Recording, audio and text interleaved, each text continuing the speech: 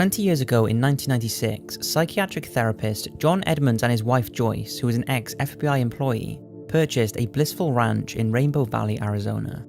It had everything John wanted and was a place where you could quite literally disappear from the rest of the world. But from the moment they moved in, things took an unpredicted turn that has since caused the Stardust Ranch to become one of the strangest and somewhat unheard of properties in the world. Now, all of the stories surrounding this place could either be a made-up fantasy or symptom of sleep paralysis by what appears to be a seemingly sane and intelligent man, or the single most convincing piece of evidence that we have that extraterrestrial life has visited planet Earth. Sit tight for this one because there's a lot to take in and things are going to get interesting.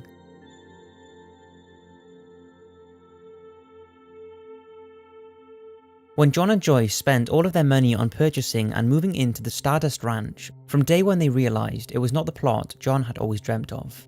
For starters, the previous owner had left all of their belongings behind, and after contacting the real estate agent who sold them the ranch, John was told that it would all be moved within the next few hours. When John returned later that day, all of the owner's belongings were piled into the swimming pool on the property.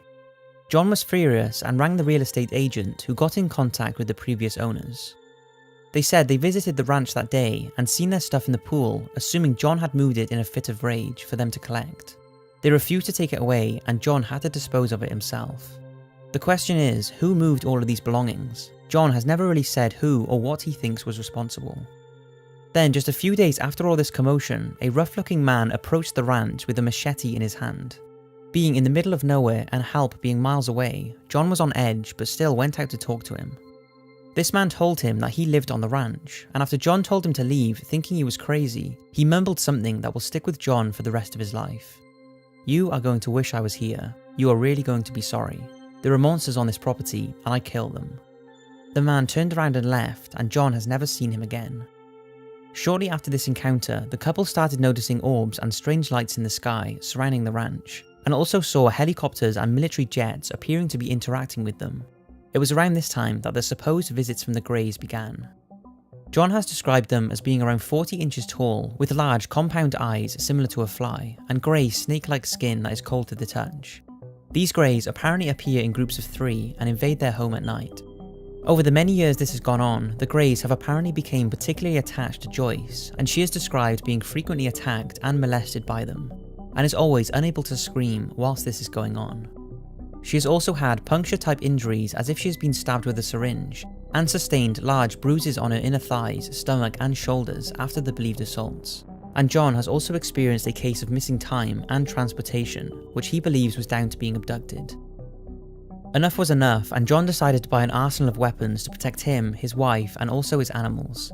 You see, John has been and still does use the ranch to look after rescued horses and dogs. And on more than one occasion, he has been horrified to find his horses mutilated with their tongue and eyes removed. He also lost 3 Rottweilers who apparently attacked a Grey and died a week later, despite not receiving any visible injuries in the attack. When the next attack came, John was ready at hand with his guns. This time it was on his wife, who was apparently being abducted and drawn outside to what he describes as a cone of light. John shot at the Greys and the craft with a rifle until they retreated. I know what you're probably thinking, this guy is totally insane, but it doesn't end here, not by a long shot. This is actually where things get even more intense. For many years, John and his wife were very reluctant to talk about the activity for fear of being humiliated.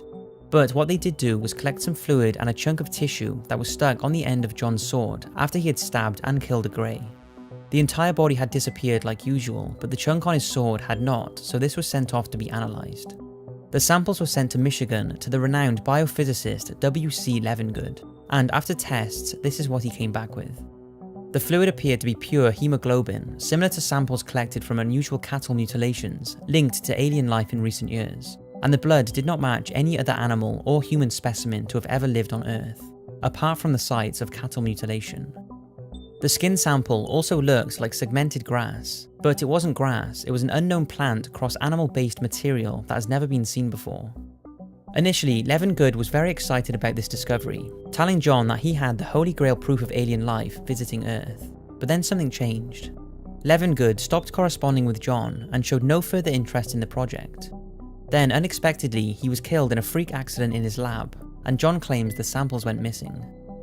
Now, what's interesting is Dr. Levengood is the real deal. He is not made up, and his death actually happened. So this is one you cannot say is made up, and you could say it does add some credibility to the unbelievable stories John has shared. Despite not giving too many interviews due to many visits from the supposed Men in Black, which John said are pale white and alien-like, much like the typical Men in Black I have talked about in previous videos, John's demeanour is also very convincing, and it's hard to dismiss him and his stories as completely false, due to his career credentials and seemingly normal personality. But if this is the holy grail of alien life, then why is this story so unheard of, and why haven't tons of people been there to investigate? Well, it has been on Coast to Coast AM, where John made an appearance, and a research team did visit some time ago and believe they spotted a grey which dropped this stone-like object. After being analysed, it was said it would be near impossible to recreate this on Earth, as the star is carved dead in the centre of the rock and is also slightly tapered. There was also a recent Ghost Adventures episode that seems to have sparked some more spotlight on the Stardust Ranch. What the Ghost Adventures team found was incredibly high levels of magnetic field, similar to those found around the site Travis Walton claims he was abducted by aliens in 1975, which is actually not that far from the Stardust Ranch. They also discovered that the son of a previous resident had killed himself in the sitting room, leading them to believe there is both extraterrestrial and paranormal activity going on at the ranch. However, despite them all feeling uneasy, they did not capture any greys on camera, but John believes that he has.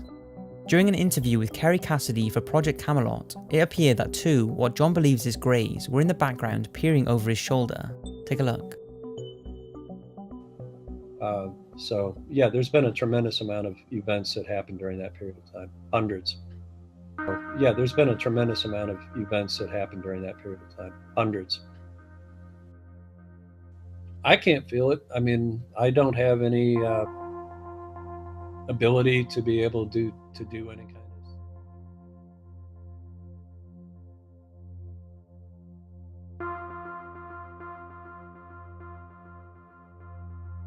Who knows what is going on in that video, and who knows what to make of the stories that John has shared over the years. Even he himself has said he can see how people would think he's crazy, and he would have a hard time believing them. Now, that doesn't make them any more credible, because there are still things that do not add up. Like, why doesn't John have cameras set up all over the house? And if everything he has said is true, and like many believe the Men in Black and alien cover-ups exist, do you still think he would still be talking, or even alive, if he had the holy grail of alien existence? But then again, he has stated many times that there is nothing in this for him, and he is torn apart by what has happened to him and his wife, and what was supposed to be his dream ranch. And if you've seen any of his interviews, he seems pretty convincing. So once all is said and done, there are three scenarios for what is going on here. John is making everything up for fame, profit, or attention. He is suffering from sleep paralysis or some kind of mental illness and is seeing things that are not there, which he believes is real. Or he is telling the truth, and the Stardust Ranch is the most interesting and overlooked place on the planet involving extraterrestrials. After all, NASA have been spending billions of dollars on the search for alien life in the furthest reaches of the universe, well, who's to say they are not already right here on Earth, and people like John seem so insane that no one wants to take them seriously.